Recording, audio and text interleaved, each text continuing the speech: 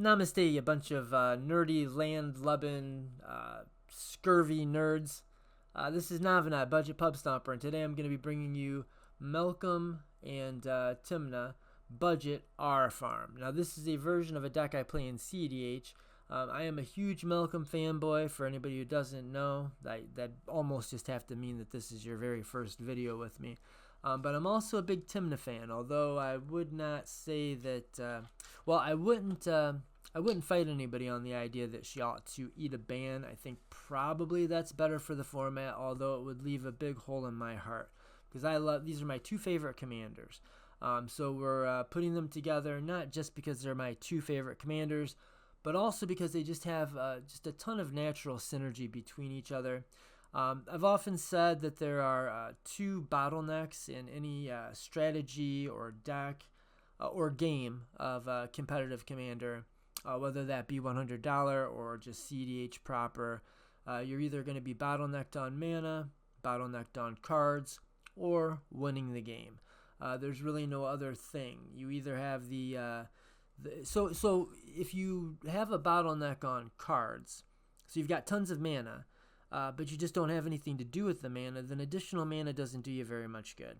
And if you've got like tons of cards, but you don't have enough mana to run that cardboard through the mana, hence turning the cardboard into an effect on the game, then additional card draw does not do you very much good.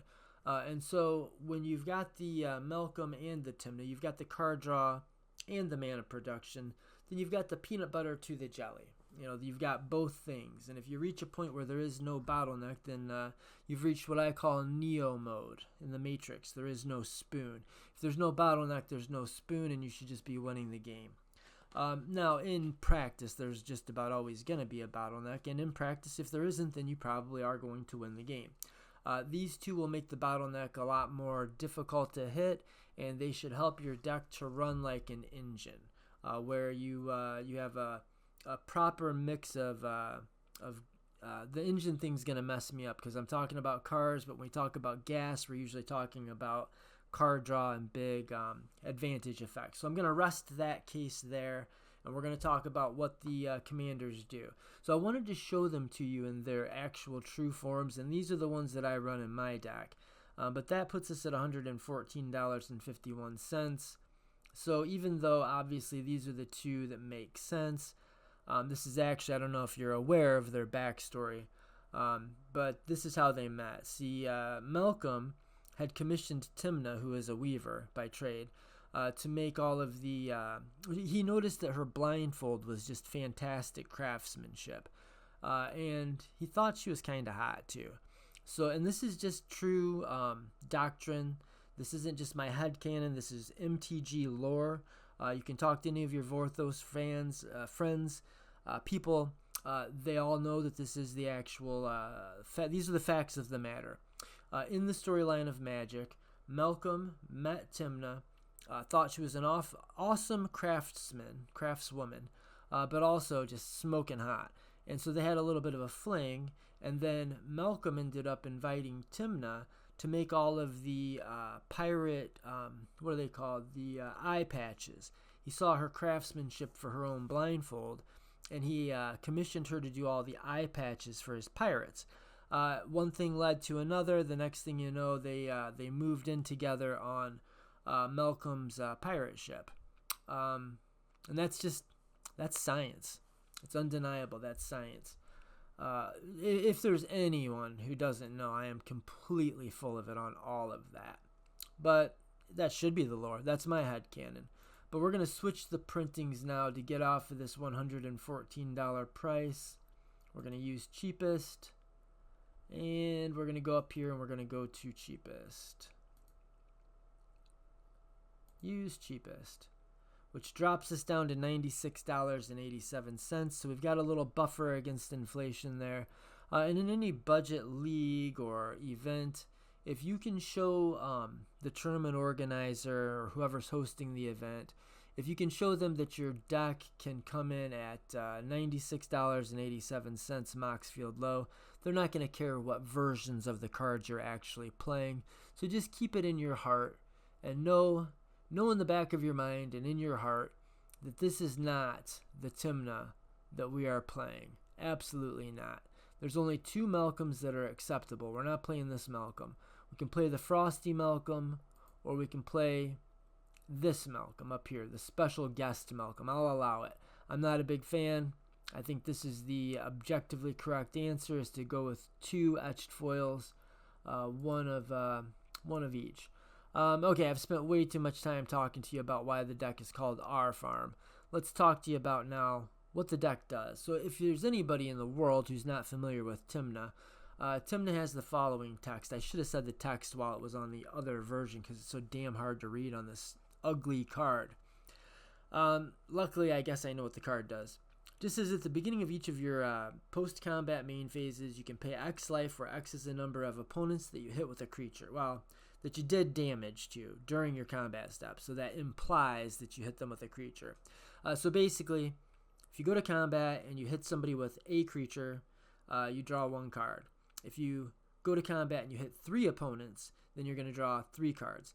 So if you hit the same opponent with 3 creatures, that doesn't give you additional Tymna procs.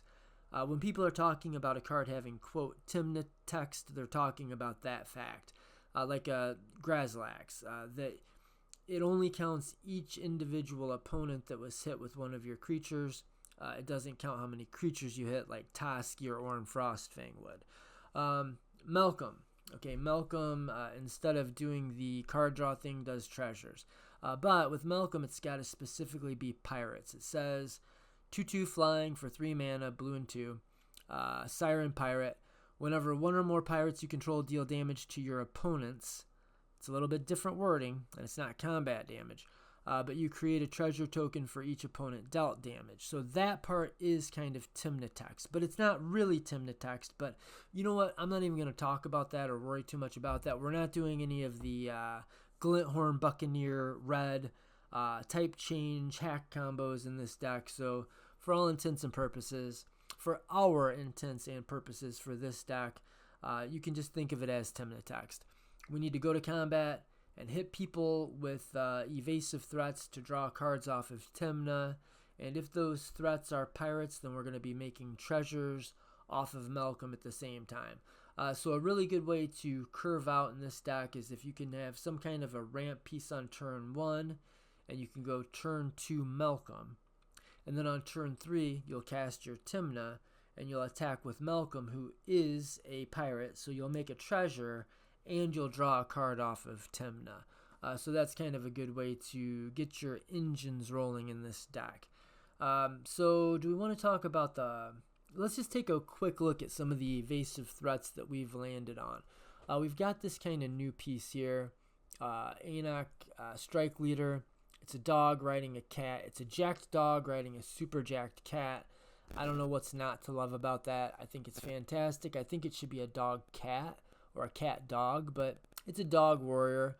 It says whenever you attack with this creature and or your commander, for each opponent, create a 1/1 red goblin creature token that's tapped into attacking that player. So you don't have to be attacking with this thing. You can be, let's say you have developed both of your commanders, or, well, let's just say you've got your Tymna out.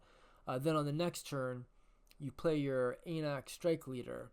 Then you go to combat with your Tymna because the Strike Leader still has Summoning Sickness.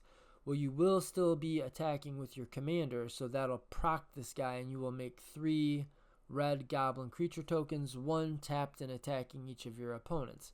The other neat thing is it works the opposite way as well. So you can have the Anak out on turn 2 and curve into your Tymna. And now this guy will attack, but he will still proc and make the 3 red goblin creature tokens that will help you to proc your Tymna as often as possible. They don't proc your Malcolm, but they do proc your Tymna. Now it also has this other thing that says sacrifice this creature. Creature tokens you control gain indestructible until end of turn. Really the only way you're going to be using that is if you build up and amass a crazy big board state of red goblins, which is not impossible. Because keep in mind, like, it might not be obvious at a glance, but those red goblin creature tokens don't disappear. They don't go anywhere. You get to keep them. So if you have like a dozen of them, it could definitely make sense to sacrifice the strike leader to protect your army of goblin tokens. But not the biggest deal. The big deal is we're making Tymna attackers. It's an army in a box. Then we're using some kind of stacksy hate bear type creatures, that especially ones that have evasion. Even Mind Sensor. It's like Poor Man's Oppo or the OG Oppo. It's flash flying. If an opponent searches their library, they search the top 4 cards of their deck instead. So somebody goes to tutor, you can flash this in and all but counterspell their tutor. But also this is a great Tymna attacker.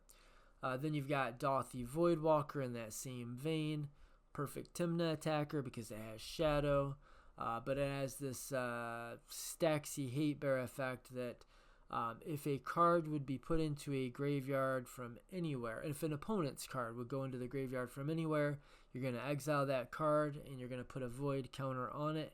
And the Dothy Voidwalker has the text, tap and sacrifice it to choose an exiled card your opponent owns with a void counter, and you can cast it without paying its mana cost. That's busted. These are the Dothy Voidwalkers of the world are not quite as popular in CEDH as they once were, but that means we've got easy access to them in budget competitive because it's dropped the price on this guy to $5.73, and that's just like criminally low in my book. And it fits just perfect in this deck. It kind of does everything the deck wants to be doing. But we do have some. So we've got the Staxy Tymna attackers, but we also have the Evasive pirates, and sometimes we can find pieces that sort of fit both, right? We've got, like Changeling Outcast is just an unblockable pirate. So that's going to be guaranteed procs for Tymna, guaranteed procs for Malcolm, but it doesn't do anything beyond that. But we also have pieces like Siren Stormtamer, which we can use to... well, it's got the text. It's a flying 1/1 pirate. 1 blue, sacrifice it. Counter target spell or ability that targets you or a creature you control. So I don't know if we'd call that a stacks effect, but it's a very good effect, and it's a protection effect for us. Then we've got Kite Sail Larcenist, which, again, I don't know if we'd call this a stacks. So, like, the idea of stacks, though, is to be... to have creatures, well, I guess the idea of hate bears is to be able to use creatures that help you with your own game plan, that also provide a form of interaction for your opponents. And Kite Sail Larcenist does that. War Kite Marauder does that. But whether we want to call those stacks or not, I don't know, probably not. But they're creature-based interaction, and they're evasive, and they're pirates.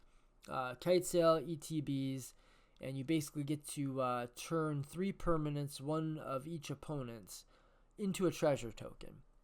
Just straight up, it just, it's a creature or artifact. So you can blank 3 pieces that are giving you trouble on the board, or maybe you blank all 3 of your opponent's commanders. Just became treasure tokens. So now they've got to crack that treasure to put their dude back in the command zone. And pay whatever command tax they've loaded up or put on their commander up to that point. Then we've got Warkite Marauder, which honestly most of the time I find myself using Warkite Marauder. The reason that it made it into my original Malcolm decks was as a way to turn off my opponent's stacks and turn off my opponent's... to turn off creatures like Orcish Bowmasters in CDH. I started playing this in CDH. It'll turn off Orcish Bowmasters.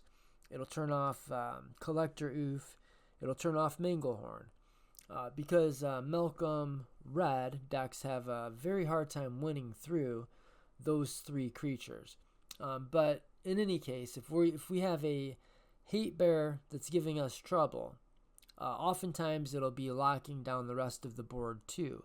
So it's not always clear, it's not always obvious whether you'd want to eliminate that creature. Like you might have some kind of a stacks piece that's giving you problems, But the second you go to remove it, you just unlock another player that was also being kept locked down by that stacks piece, and then you punted the game off. Well, Warkite Marauder doesn't do that. Warkite Marauder allows you to turn that hate bear off, so that like stacks effect off just for your turn. And then so it loses all abilities and becomes a 0-1 until end of turn. So if you got something that's stopping everybody from winning, like a rule of law effect in play, you don't have to destroy it.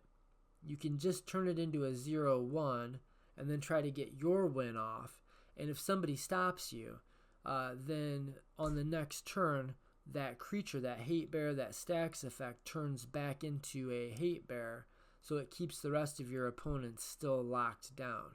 And assuming nobody killed your Warkite Marauder, and it's rarely the biggest threat in play, assuming nobody took it out, then you'll just get to do that again next turn. So I found it to be an overperformer by a lot. Like I just think that if you're playing Malcolm in your command zone, you should play Warkite Marauder, even up to CEDH proper, and it's 13 cents. So obviously it's a very good piece for our budget version. Then we've got Spectral Sailor, which is just a great place to dump extra mana. You can hold it up like a Thrasios activation. You don't get to scry and put a land into play, but 4 mana, draw a card, and it's just a flash flying 1/1 for 1, and it's a pirate. What more could you ask for? So we've got some really good evasive pirates, either like very low to the ground and or interaction on flying pirate bodies. Like that's like the best thing you can have in a Malcolm Tymna deck, right? So I don't know if we need to discuss every single individual piece, but this one is slept on. I put this in a CDH deck just because I had real specific synergy with that CDH deck, but now I'm looking for ways to cram it into every blue playing CDH deck, or at least ones that don't have access to Grand Abolishers. But there's even a case to be made for this above Grand Abolisher. Give this creature a shot. Give it a try. I think it's going to surprise you. So one of the things that surprised me is both parts of the card are really, really good. I always thought of it as like, I put it in my Armix Thrasios Reanimator deck because I could use Armix to put the Malevolent Hermit into the graveyard, turn it into a Deadly Relic, and then I could cast the part that I really want out of the graveyard. If you play this out of your graveyard, it's a 3 mana, 2/2 flyer that says non-creature spells you control can't be countered. Full stop. That's it. That means your counter spells cannot be countered on your turn or on anybody else's turns. It means your removal spells cannot be countered on anybody's turn. It's not just on your turn like a Grand Abolisher. So pros and cons over the Grand Abolisher, but it's not like strictly worse Grand Abolisher. And the Malevolent Hermit side that you'll usually cast in this deck just simply says, for 1 blue you can sacrifice it and counter target non-creature spell unless its controller pays 3 mana. Now this is effectively going to look a lot like a tax effect. What does it tax exactly? It's exactly taxing the most important spells that your opponents have. Like your opponents will be able to, or they'll feel able to cast things that they don't care very much about, or they don't think you'll care very much about, but some players will play around it really poorly.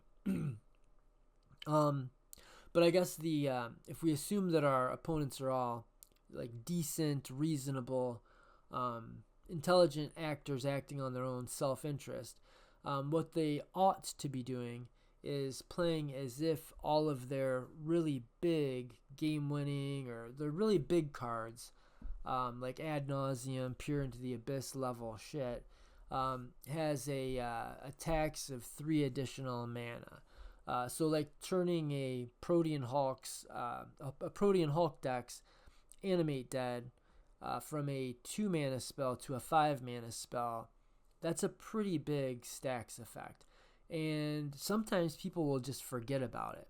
They'll forget about your Malevolent Hermit. Now, I don't know if you play like this level of rule enforcement in your locals, And you ought to be real clear about that before you start a game with the Malevolent Hermit. Like, if you play this and somebody forgets, are you going to feel like you have to remind them? Are you going to allow takebacks?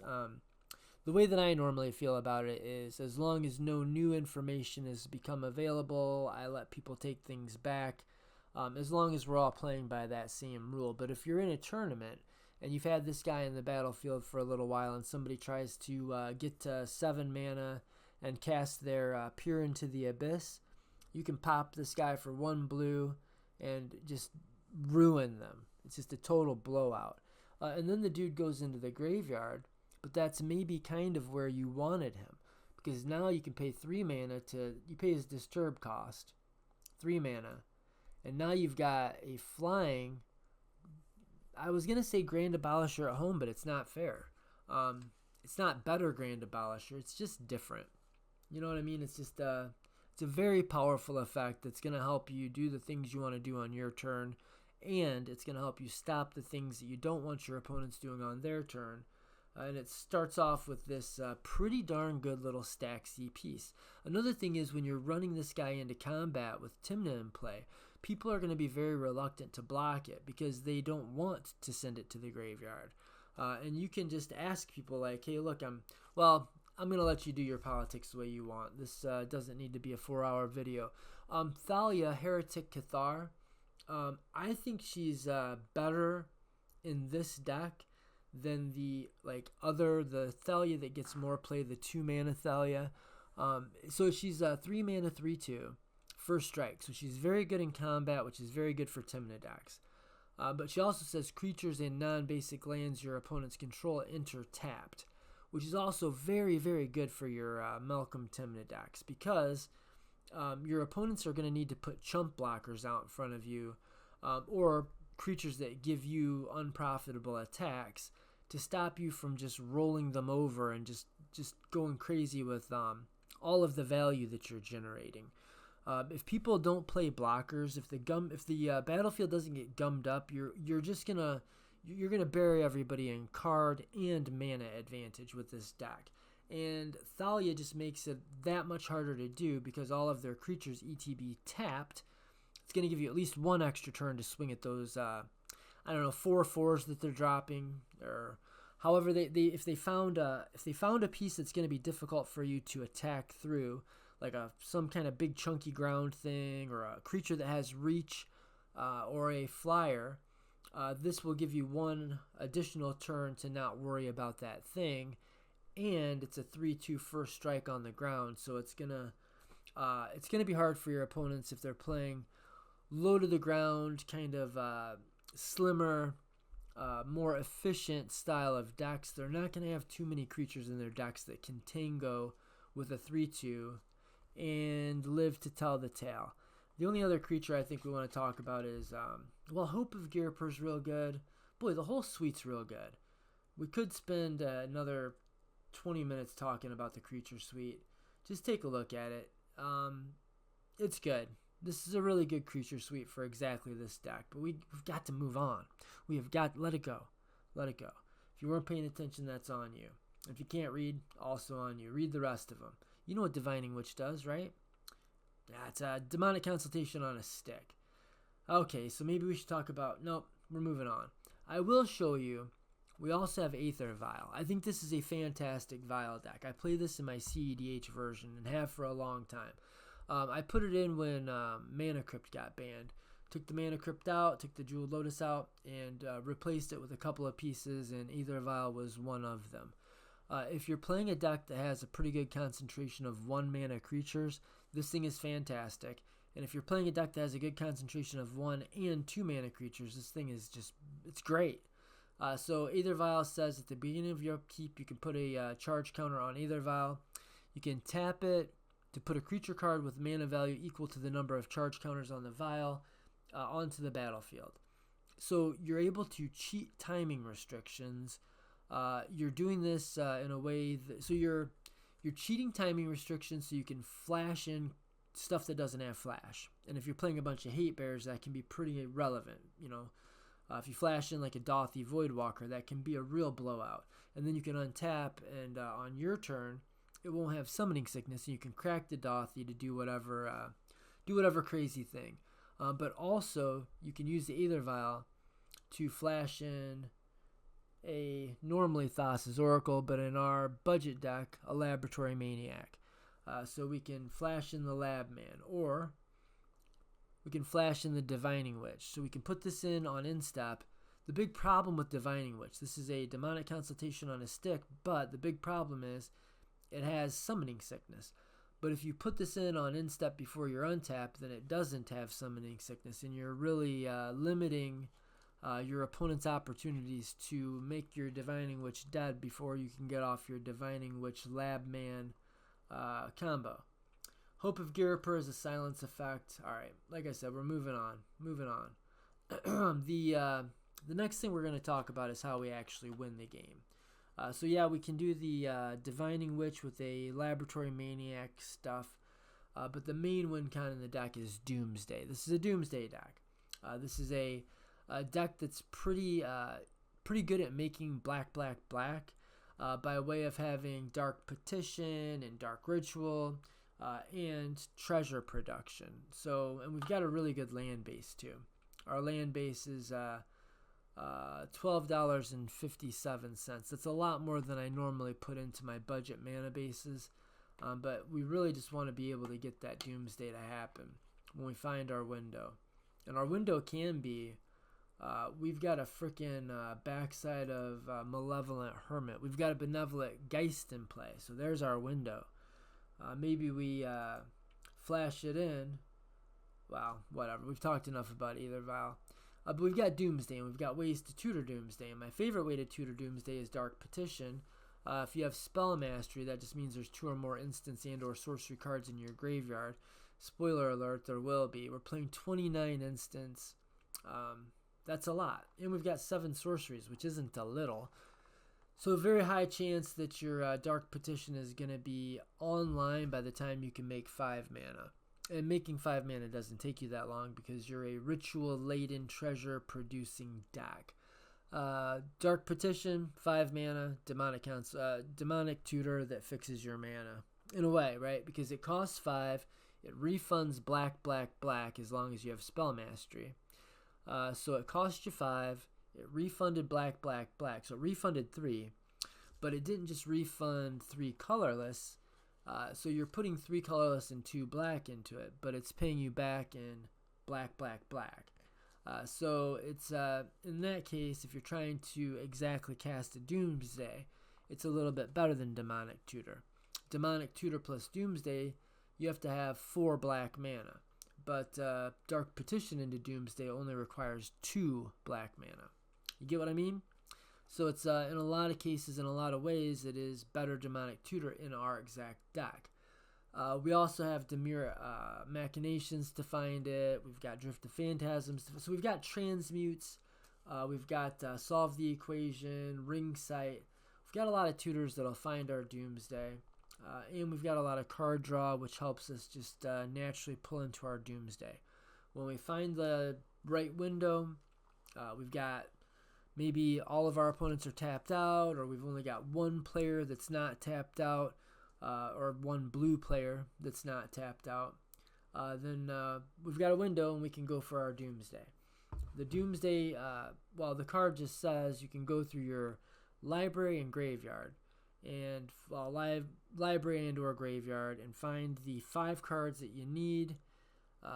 Exile the rest of your cards, put those 5 cards on top of your library in any order so they become your new library, and you can put them in whatever order you want to put them in. And that is going to depend a lot on what you've got going, but you'll be using things like Gitaxian Probe and Dark Ritual and Night's Whisper and Street Wraith and your Tymna and Tymna Attackers to make it through your Doomsday pile.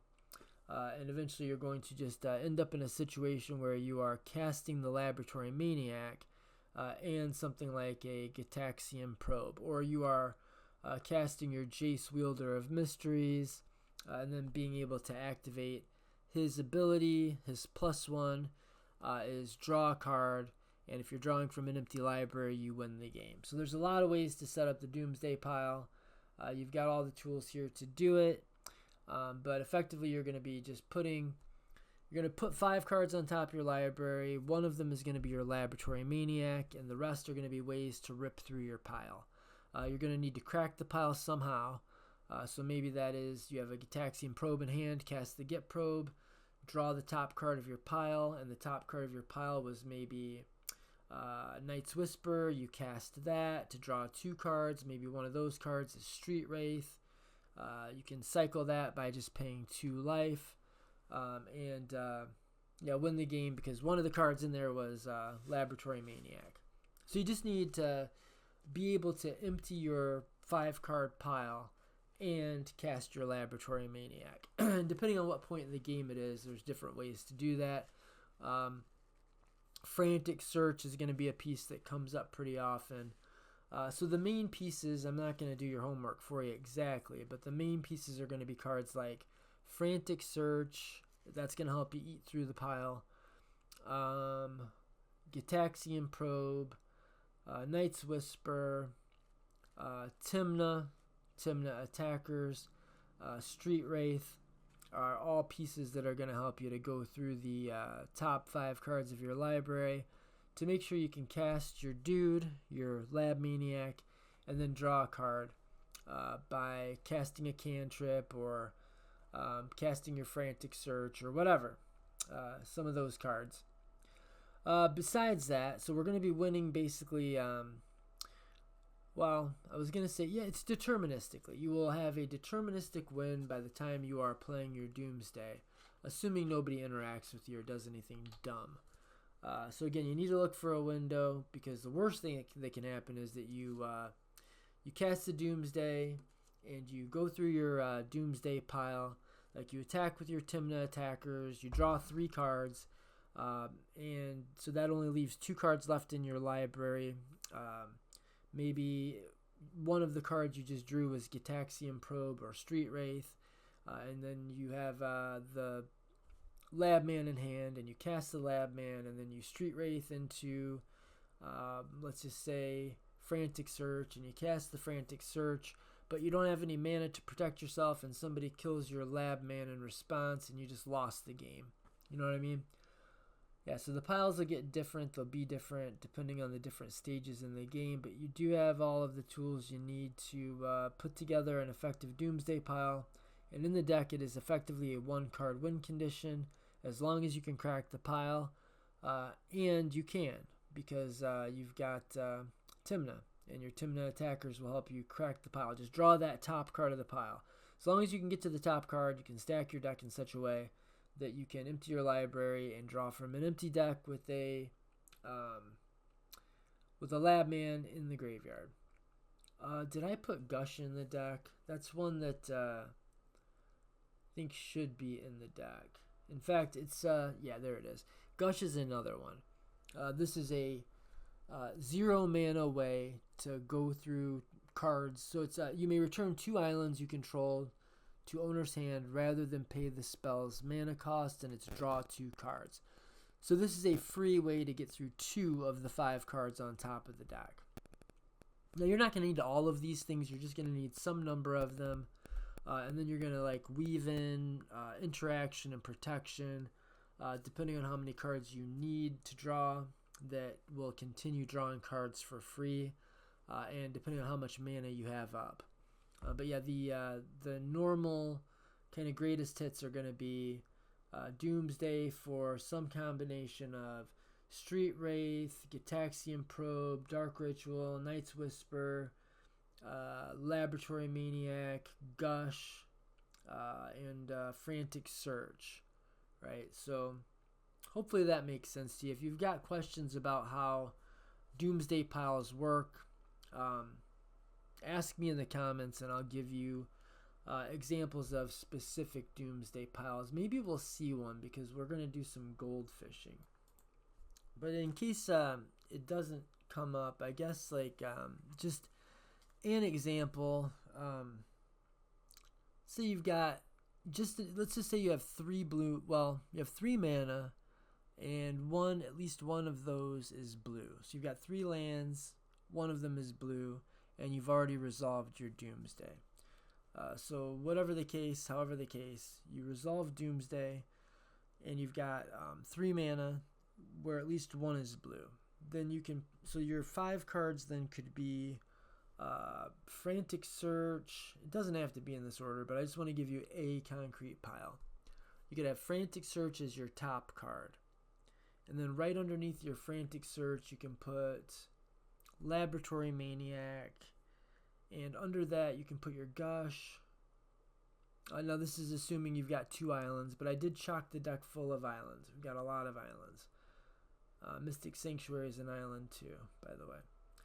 So where were we? It's Frantic Search, Labman, Gush, and where's Gush? Is it a sorcery or an instant?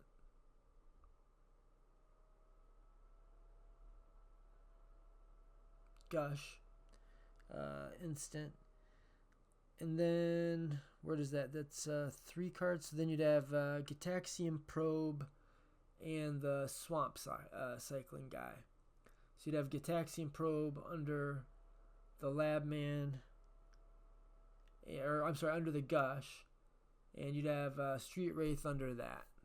And so you will cast your Frantic Search for 3 mana, but it's going to untap your 3 mana again. So you're going to pay your 3 lands, but that's going to untap them again. You're going to draw 2 cards and discard 2 cards. So the 2 cards you're going to draw are going to be the next 2 in line. So it could be Laboratory Maniac and Gush. Then you're going to use your 3 mana from untapping 3 lands with Frantic Search to play your Laboratory Maniac. Then you're going to cast your Gush for free, which is going to draw you into Gitaxian Probe, and what else did I say? The Street Wraith. Yeah, so then you're going to have no cards left in your deck. Your library will be empty. You'll have a Laboratory Maniac in hand, and you'll have a Street Wraith that you can pay 2 life and cycle it. And cycle just means discard it and draw a card, which will have you drawing from an empty library. There you go. That's a real basic, just a standard Doomsday pile. So there's at least one Doomsday pile for you that you can. Now, you're not going to use that one all the time. You may never use that one.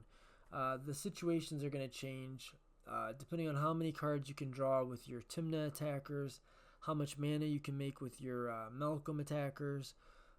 Hopefully they'll be Malcolm and Tymna attackers, but you get the point. So if you can clear the top 3 cards of your library with Malcolm and Tymna, then you can start to put interaction in your Doomsday pile, so you can counterspell their attempts to stop you, basically. Yeah, I think that's hopefully enough to paint you a picture or give you an idea. Sometimes you might need the Dark Ritual and the Night's Whisper, because maybe you only have black mana. Maybe you don't have access to 2 islands to return to your hand for Gush, which is not a problem. Then you just have to use other pieces. Or maybe you have to dig an extra piece deep. Anyway, other than that, we are full of interaction. We've got Offer, Arcane Denial, Fatal Push, Counterspell, Daze, which has a little extra synergy in the deck. First of all, I knew we were going to be running a lot of islands because we wanted Gush, so we did run a lot of islands, and Daze is just really good in a competitive deck that runs a lot of islands. But also one of our islands is Mystic Sanctuary.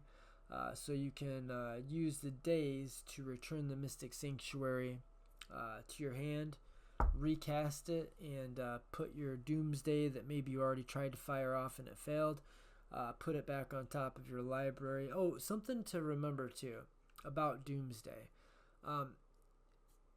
You don't have to worry about not using cards like Get Probe and Street Wraith when you draw them. If you have a bunch of mana and a 3/4 Swamp Walker, which would be a really good Tymna attacker, makes sense for you to spend 5 mana on, then go ahead and do that. Or if you're worried, you don't have to worry about using a Gitaxian Probe, because then you won't have it later on to Doomsday. Because remember, There's multiple ways to set up the Doomsday pile, and Doomsday allows you to find the cards that are in your library or your graveyard. So if you've already used Gitaxian Probe, you can still use that for your Doomsday pile. Doomsday's sick. It's super good, like compact win condition that really doesn't ask you to play too many cards that are just bad. Like Street Wraith is not a bad card.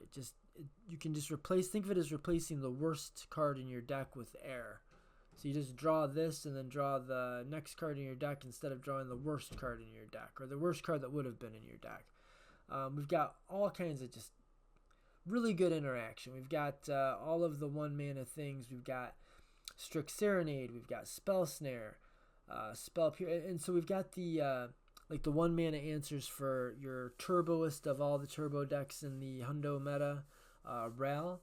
We've got all kinds of answers for Ral. Even a turn 1 Ral. Strix, Spell Snare, Swords to Plowshare, Path to Exile. But we're not like using bad cards that only work on Ral, right? I mean, Strix Serenade, Swords to Plowshare, and Path to Exile work just as well on Selvala or Magda.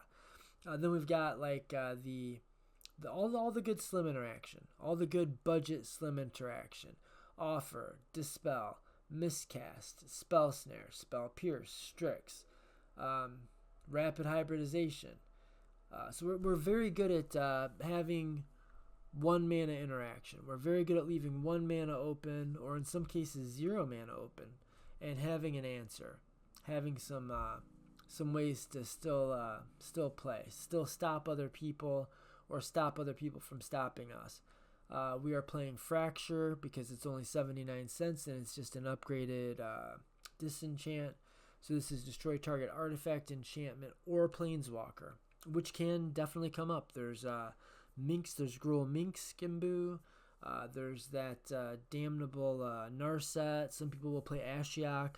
So that the mode of being able to destroy planeswalkers is not, you don't want to play a card in your deck to kill planeswalkers, but having a piece that is basically just a disenchant, but that also can kill planeswalkers is pretty good.